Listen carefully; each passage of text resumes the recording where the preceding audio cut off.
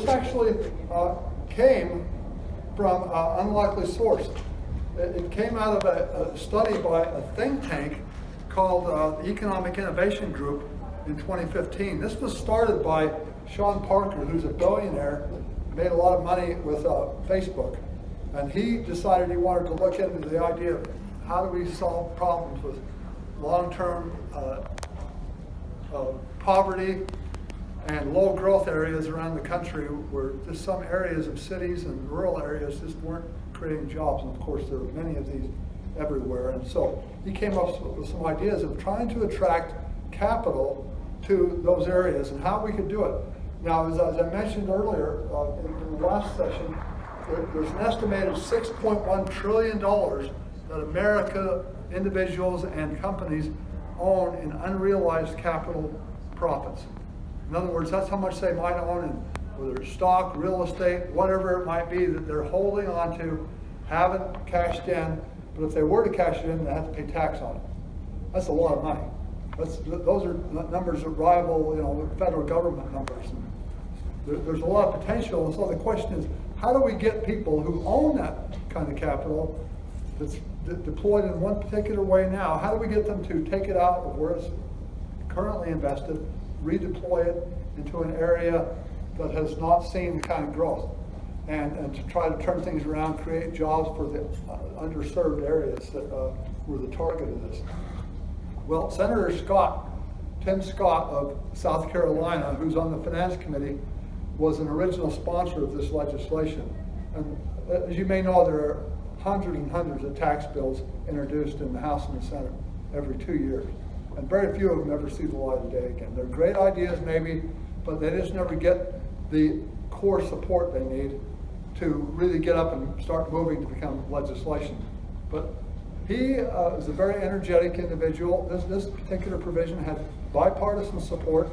And since he was on the Finance Committee, he was able to convince the other members of that committee to include the Opportunity Zone provision in the bill when the Senate Finance Committee took it up. And then he went to the White House and urged the president to accept it as well. And it got in the bill, and it stayed in the bill, even though the House folks had never seen it before and had not included it as part of what they were talking about. Even after it was in the bill, though, it was passed out, many people overlooked this initially at first, and I'm one of them, because I thought it was just another enterprise zone type legislation that we've seen so many times before. For example, after Katrina, the tax law included a lot of provisions trying to get people to invest in the New Orleans area, to try to revitalize economic growth there. A lot of different ideas were used, and we've seen it in the past with enterprise zones in cities, enterprise communities, and so on. These things have had a mixed effect. Some have been positive, some haven't done much at all. So what makes this one different? I thought it was pretty ho-hum at first. But then I heard from some fellow tax nerds who had actually read the bill that this is a little bit different. This has the potential to be really powerful. And so I took a look at it and, wow, this is different, all right. And we'll get into some of that a little bit. Let's first talk about some definitions. What exactly is an opportunity zone? And what does this new incentive do?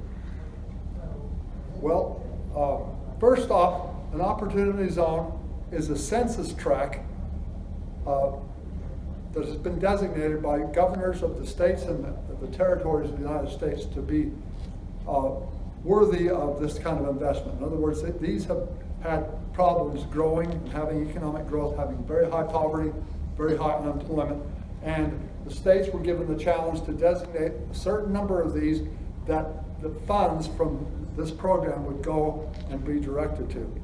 And specifically, the legislation said they could nominate up to 25% of their low income and high poverty census tracts.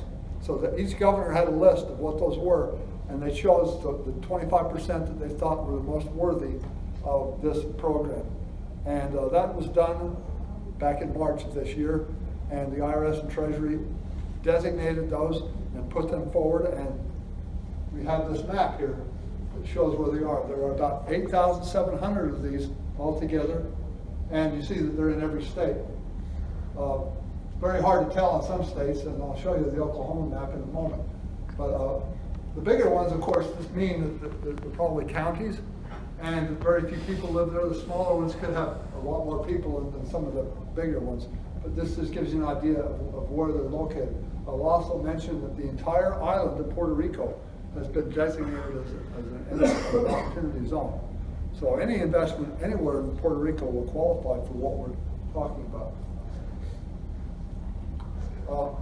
These opportunity zones have an average poverty rate of almost 31%.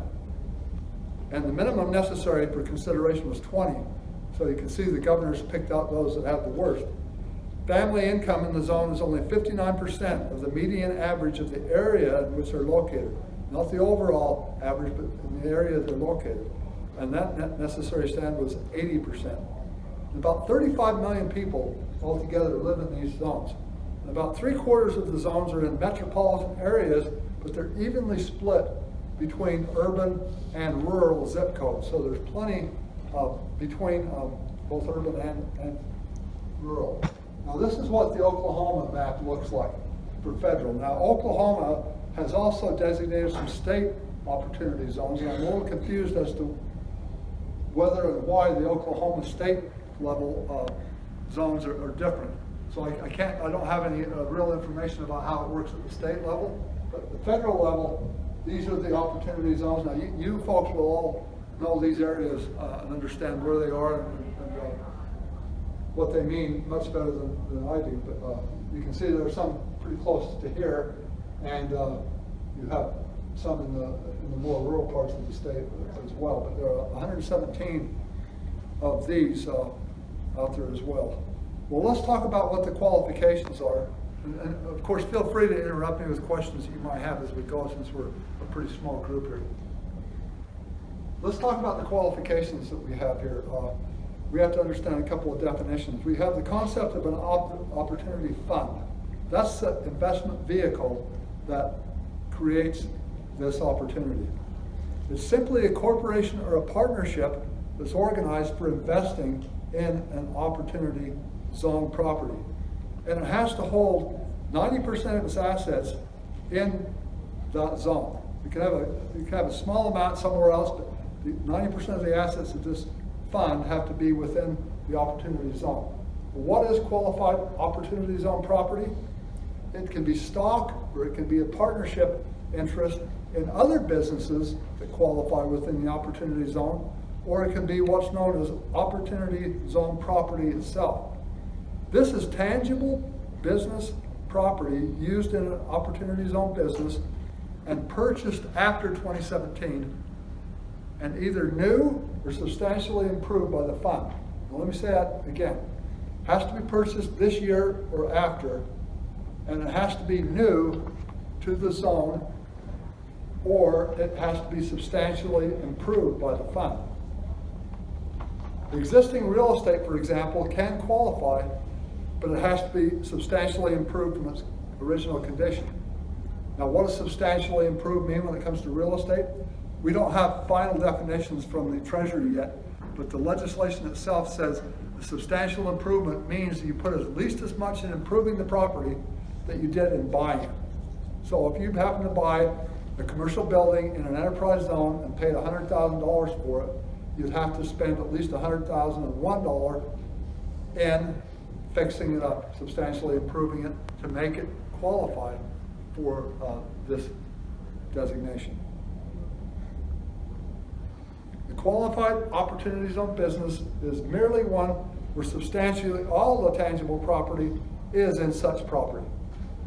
In other words, it has to be new or substantially improved since the beginning of 2018. So you can't take a business that's already existing and invest in it. You have to start and bring new capital into this. And there are some restrictions on the kind of property you can have here. For example, it can't be a golf course, it can't be a country club, or a massage parlor, or a hot tub or suntan facility. These are specifically prohibited in the legislation. And it can't be any place where gambling occurs, no casinos.